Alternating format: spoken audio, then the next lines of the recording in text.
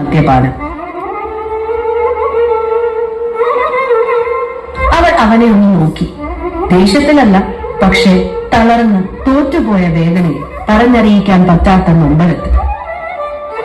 അവൾ ശക്തി സംഭരിച്ചെഴുന്നേറ്റുപോയി മുഖം കഴുകി വിറയാർന്ന മനസ്സോടും കൈകളോടും കൂടി ഭഗവാൻ ശ്രീകൃഷ്ണന്റെ വിഗ്രഹത്തിന് മുന്നിൽ വിളക്ക് തെളിയിച്ചു.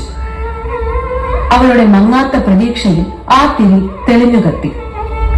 കൃഷ്ണ, വീണ്ടും ഒരു ദിവസത്തിനുള്ള ശക്തി പകരണമേ എന്ന് ആത്മാർത്ഥമായി പ്രാർത്ഥിച്ചു. ആ രോദനങ്ങൾ അവളുടെ കണ്ണുകളിൽ പ്രകടമായി പ്രതിഫലിച്ചു.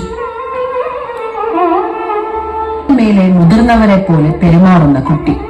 സാഹചര്യങ്ങൾ കൊണ്ടാവാം. എന്നാൽ രണ്ടാമത്തത് വളരെ നിഷ്കളങ്കമായ ഒരു ചെറു പുഷ്പം പോലെ നിർമ്മലമായ കുഞ്ഞ്.